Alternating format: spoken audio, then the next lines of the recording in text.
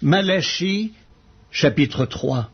Voici, j'enverrai mon messager, il préparera le chemin devant moi, et soudain entrera dans son temple le Seigneur que vous cherchez, et le messager de l'alliance que vous désirez. Voici, il vient, dit l'Éternel des armées.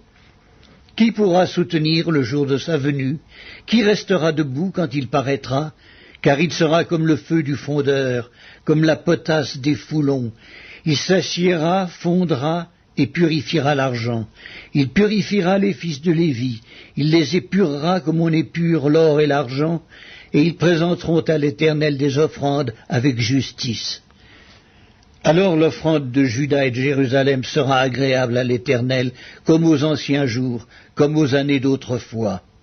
Je m'approcherai de vous pour le jugement, et je me hâterai de témoigner contre les enchanteurs et les adultères, contre ceux qui jurent faussement, contre ceux qui retiennent le salaire du mercenaire, qui oppriment la veuve et l'orphelin, qui font tort à l'étranger et ne me craignent pas, dit l'Éternel des armées.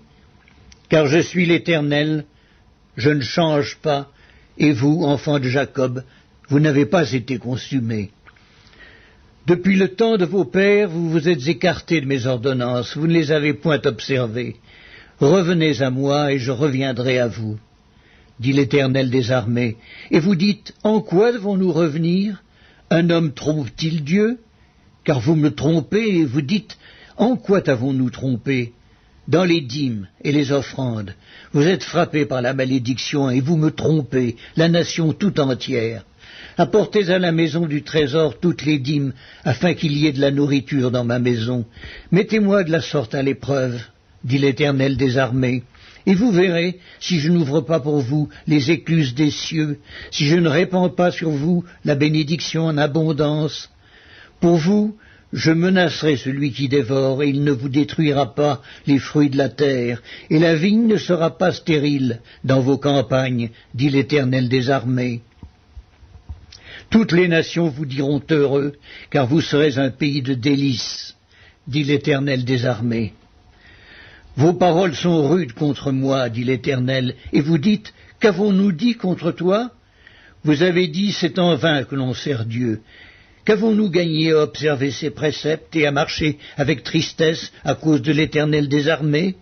Maintenant nous estimons heureux les hautains, oui, les méchants prospèrent, oui, ils tentent Dieu et ils échappent.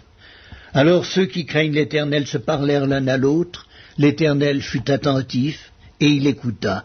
Et un livre de souvenirs fut écrit devant lui, pour ceux qui craignent l'Éternel et qui honorent son nom. Ils seront à moi, dit l'Éternel des armées, ils m'appartiendront au jour que je prépare. J'aurai compassion d'eux, comme un homme a compassion de son fils qui le sert.